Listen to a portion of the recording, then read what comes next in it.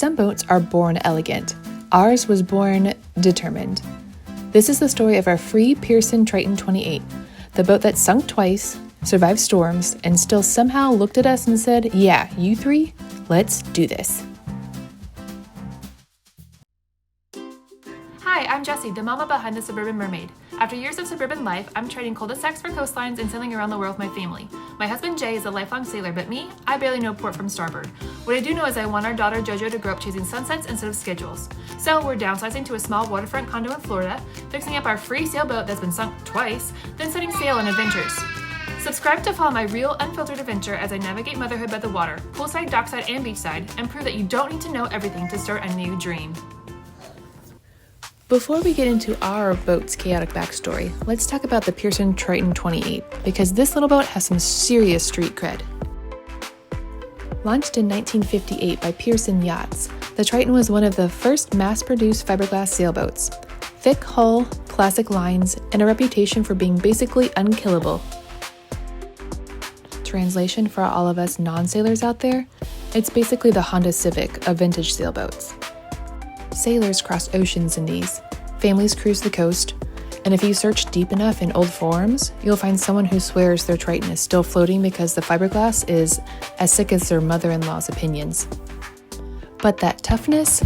Yeah, it's the only reason our Triton still exists. Ours came with a past, and not the mysterious romantic kind, more like the kind you don't tell employers during background checks. She sank twice, and we've heard differing stories as to how that's happened. So we'll get back to you on that one. When we got her, I just kept thinking, she'll float, right? That's step one. JoJo has no idea how dramatic this boat's resume really is. Oh, and the moment that we met her, Jay did the sailor version of a stress test. A lot of tapping, a lot of staring, and a lot of really, really quiet math. Walking into the interior for the first time, it was a mix of charm and a kind of mystery smell that makes you rethink every life decision up until now.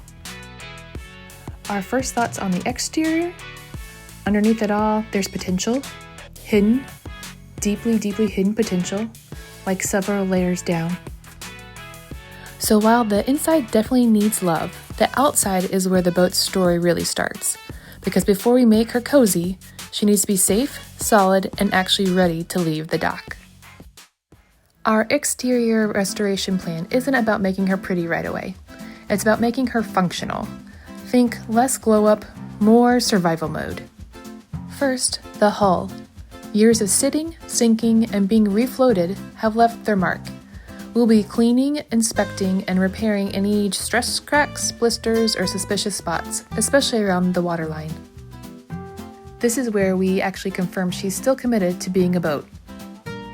Next up is the deck. Soft spots are a rite of passage for old boats, and this one did not skip that chapter. We'll be finding them, fixing them, and sealing everything properly so water stops getting ideas.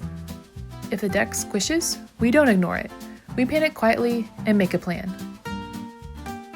And then there's the mast. The low water situation has turned gravity into a personal enemy, so assessing the mast, standing rigging, and all the lines is priority number one. We definitely need to make sure everything's straight, tensioned, and safe. The helm and deck hardware are getting attention too.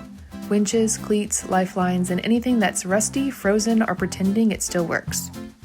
Our new rule: if it's supposed to move and doesn't, or isn't supposed to move and does, it's on our list. Cosmetics come last, but they still matter. Cleaning the gel coat, refreshing the non-skid, and giving her a little dignity back goes a long way.